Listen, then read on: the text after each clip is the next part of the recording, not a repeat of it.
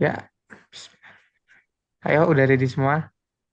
Jadi ya, kita dari kelompok 8A untuk mengumpulkan tugas ke satu mengenai di analisis hubungan antar manusia dan loyalitas pekerjaan tanpa timbal balik dari perusahaan. Kita mengambil materinya dalam dunia retail atau dunia kerja dalam perjual belian device. Di kelompok 8A ini, untuk anggotanya untuk tugas hak asasi manusia dan psikolog, pertama saya Agus Semenalem, kedua Mas Ihsan Fauzi, ketiga Kak Sania Noviasari, dan keempat Mas Yanto. Dan untuk materi kali ini, untuk pembahasan latar belakang akan dijelaskan oleh tim saya, Mas Yanto. Boleh dipersilakan. Baik, terima kasih atas waktunya Pak Agus. Assalamualaikum warahmatullahi wabarakatuh. Perkenalkan, saya Yanto Rianto dari kelompok 8A yang kali ini saya bertugas untuk menyampaikan latar belakang analisis hubungan antar manusia yang mengangkat tema loyalitas pekerja tanpa timbal balik. Sikap loyalitas karyawan diperlukan agar karyawan tersebut dapat bekerja tidak hanya untuk dirinya sendiri, tetapi juga untuk kepentingan perusahaan. Sikap loyalitas ini berasal dari kesadaran yang tinggi bahwa antar karyawan dengan perusahaan merupakan dua pihak yang saling membutuhkan. Jadi, sikap loyalitas karyawan itu merupakan kesetiaan karyawan terhadap perusahaan. Loyalitas berasal dari kata loyal yang berarti setia. Loyalitas dalam perusahaan dapat diartikan sebagai kesetiaan seorang karyawan terhadap perusahaan. Dalam dunia kerja modern, terutama di sektor industri dan retail, sering terjadi ketimpangan antar perusahaan dan pekerja. Banyak pekerja yang dituntut loyal tanpa imbalan yang sepadan seperti lembur tanpa bayaran yang layak, serta tekanan ini dapat menimbulkan stres, kelelahan, emosional, dan menurunnya motivasi. Dari sudut pandang HAM, kondisi tersebut mencerminkan kurangnya penghargaan terhadap martabat dan kesejahteraan pekerja yang seharusnya diperlakukan secara manusiawi. Hmm, Terima kasih. dulu dong. Oke. Terima kasih Mas Yanto. Begitulah untuk latar belakang untuk di dunia retail. Kan dari Mas Yanto jelaskan bahwa di dunia retail itu ada kedua nih antar timbal balik ada dari perusahaan dan kita. Dan kita juga dituntut nih untuk selalu mengambil lembur tanpa harus ada bayaran layak dan tekanan ini kadang ada beberapa yang menimbulkan tingkat stres atau kelelahan emosional dalam motivasi bekerja. Nah, untuk yang kedua adalah untuk tujuan di observasi. Tujuan observasi ini akan dijelaskan nanti sama tim saya, Kak, Kak Sania. Oke, terima kasih. Jadi di sini saya akan em, menjelaskan tentang tujuan observasi di dunia retail tersendiri ya. Jadi tujuan observasi tersendiri ini lebih cenderung ke arah psikologis, yaitu untuk mengurangi rasa kesepian, memberikan dukungan emosional, meningkatkan kebahagiaan, mencapai kehidupan yang selaras dan harmonis, memberikan pemahaman diri self-knowledge dan wawasan baru tentang dunia.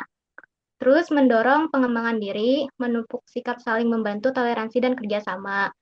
Jadi kan di dunia retail itu tersendiri, pasti kan kita harus membutuhkan teman ya, di salah satunya juga kan. Maka dari situ kita diharuskan untuk saling membantu, toleransi, dan kerjasama. Mungkin sudah cukup ya tujuannya dari saya. Selanjutnya nanti akan dilanjutkan oleh rekan saya. Nah, untuk tujuan observasi ini yang tadi telah Kak Sania jelaskan, untuk tujuan ini ada beberapa antar timbal balik meningkatkan perusahaan dan ini seperti tadi seperti pemahaman self knowledge atau wawasan tentang dunia retail dan mendorong pengembangan diri tentang apa saja nih produk yang dijual dalam retail tersebut yang telah dijelaskan sama Tesania. Dan untuk hasil observasinya nanti akan dijelaskan oleh tim saya. Kak, siap. Mas Hisan Fauzi. Baik, terima kasih waktunya. Di sini saya akan menjelaskan, menyampaikan hasil observasi yang ada di tempat kerja teman saya, khususnya di bidang retail.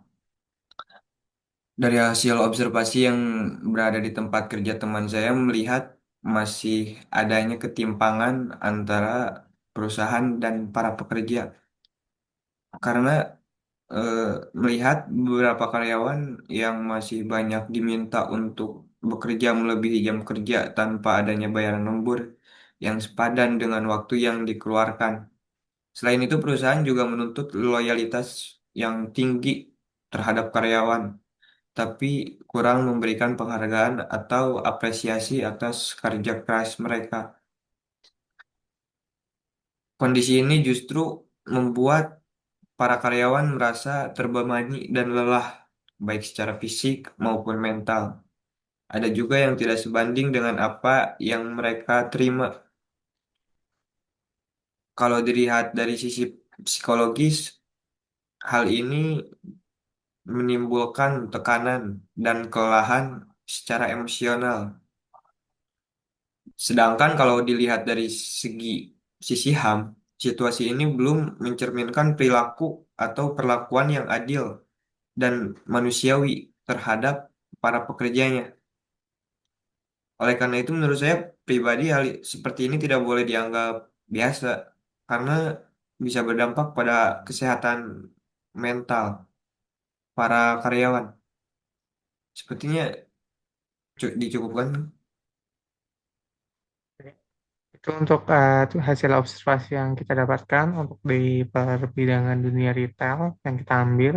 Dari hasil observasinya juga uh, kita juga selalu dianjurkan untuk menuntut loyalitas tinggi terhadap karyawan, tapi kekurangan memberikan penghargaan atau apresiasi atas tenaga atas kerja keras mereka dan kondisi ini juga ada beberapa membuat karyawan merasa terbebani, lelah baik secara fisik maupun mental.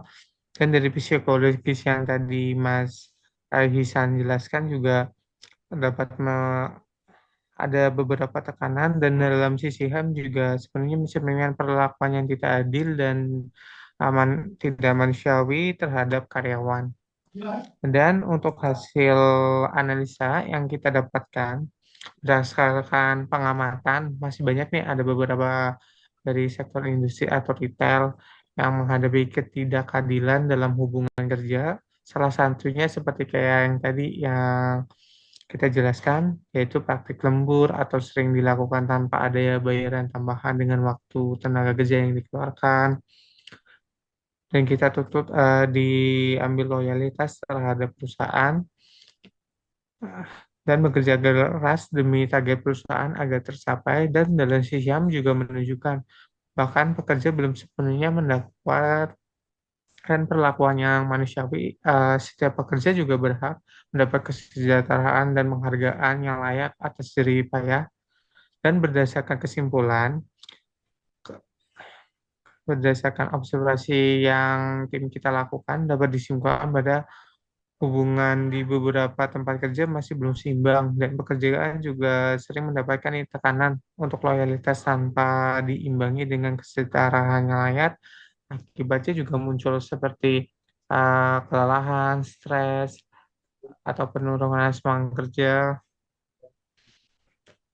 Hmm.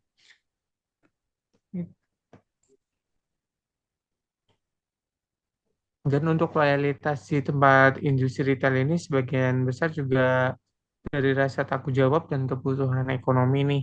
Dan bukan dari penghargaan perusahaan tanpa ada perhatian terhadap kesejahteraan pekerjaan, loyalitas juga tidak akan bertahan lama.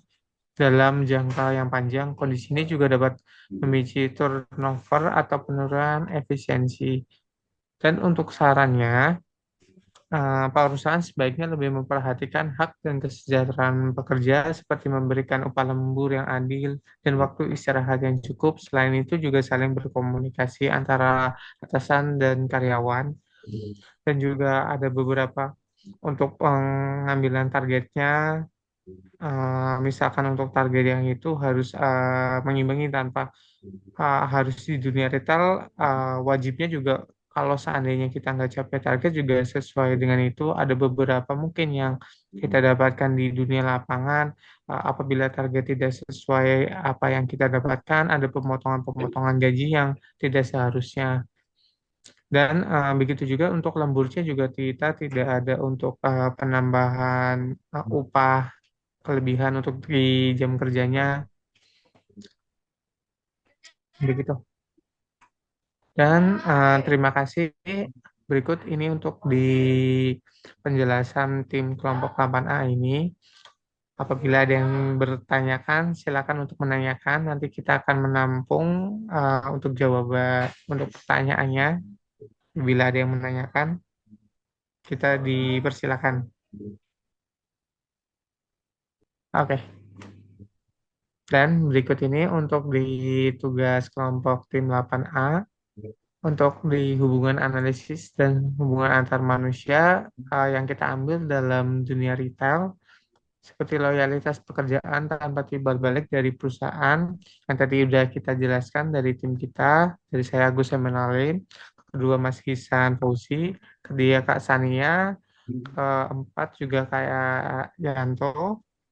Ini sudah kita jelaskan dari awal sampai sekarang seperti eh, latar belakang, tujuan observasi dan hasil observasi dan hasil analisa dan kesimpulan, dan kita memberikan saran terhadap perusahaan yang mengambil nih yang beberapa yang kita dapatkan. Oke, terima kasih.